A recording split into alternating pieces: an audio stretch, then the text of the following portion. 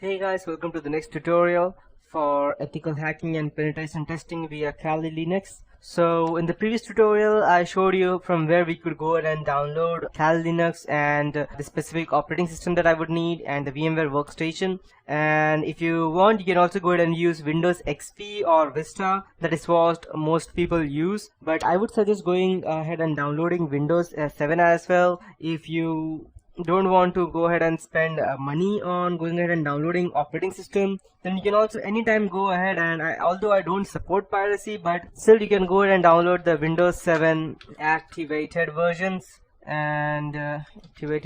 on torrent, and you can go ahead and download them. You'll see a lot of these things, and I specifically state that I don't support piracy, but still, just in case, I do believe that all software should be free, so that's the reason I'm telling you that you can go ahead and download this. But this is just for your home purpose that I would be suggesting you to download. So once you have the Windows 7 version, and you might be wondering that why I am not asking you to go ahead and download the Windows 8. The reason being that Windows 8 and 8.1, though I am using it in my computer, it has a hell lot of bugs, trust me guys. And if you go and download that, then leave hacking behind. You just have to go ahead and go ahead and configure your operating system, that's Windows 8 or 8.1, to go ahead and solve its bug. You will just be sitting to solve this bug rather than going ahead and learning them, because that's what Windows 8.1 will do. So unless you know what you're doing, Windows 8, I won't suggest that, because it has a lot of bugs in its updates. So you need to be very careful when you are going ahead and downloading the updates for that.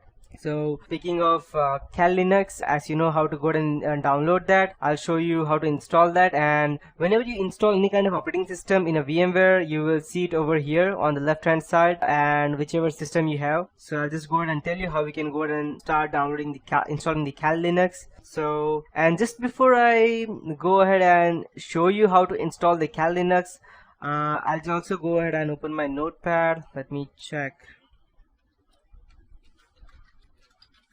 Okay, so there are a few different ways as to how we can go ahead and install the Kali Linux. The first and the most important way would be, I'll just go ahead and note it down, would be through VMware, and the second would be on a physical operating system, which would be the same. It would almost be the same as VMware.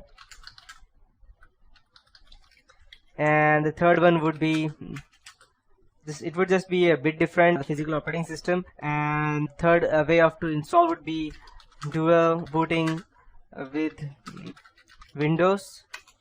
The fourth way would be to go ahead and this is one of the toughest way, because I know that a lot of people would be using Macintosh or a Mac rather than a normal laptop. The reason being that it's far more faster and softer to use to that operating system, but still there would be some people who want to dual boot it on a Kali Linux. I know that people who are using MacBook will not go ahead and replace Macintosh OS X, but still there are ways how you can go ahead and dual boot that. So I'll also go ahead and teach you that in this tutorial, and this should be for the OS X version. And the last and the final one would be, I'll just go ahead and mark it is important. I'll just go ahead and let me check if I could increase the font. Okay, perfect. And the last and the most important thing as to how, if you ask me or any penetration tester, how they actually go ahead and they don't use it in any specific PC or any laptop. The reason being that it leaves, although Kali Linux is extremely, or I can say the best operating system we ever had in penetration testing or hacking, there's still ways how how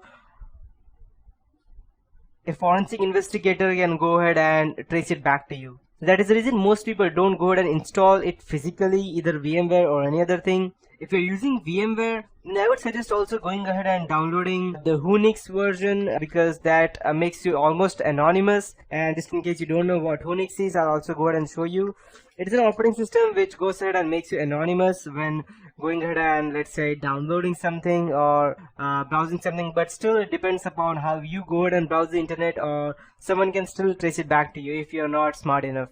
So, and I won't be teaching you how to install Unix. It was just an example of that. So, but why go through all of this trouble when you can simply keep your physical operating system, Windows or Mac, the way you want it, and without interrupting anything, no VMware or spending money, no physical operating system, no dual booting, anything, there's still a way how we can go ahead and use Kali Linux, and that is called as live USB or live Kali. That's what it is known as.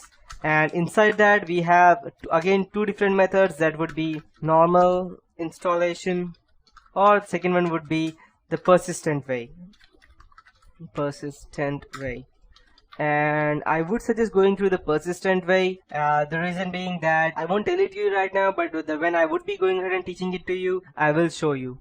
And so coming back to the VMware, I'll just go ahead and show you how we can go ahead and install that. You just need to go ahead and click on the create new virtual machine, and we will be using the custom because we need to know exactly what we are doing. Next, it's a VMware Workstation 9. Perfect. So these are the limitations for this VMware Workstation 9. 64 GB memory, 8 processor limit, and 10 network adapter limit, and 2 TB hard disk size.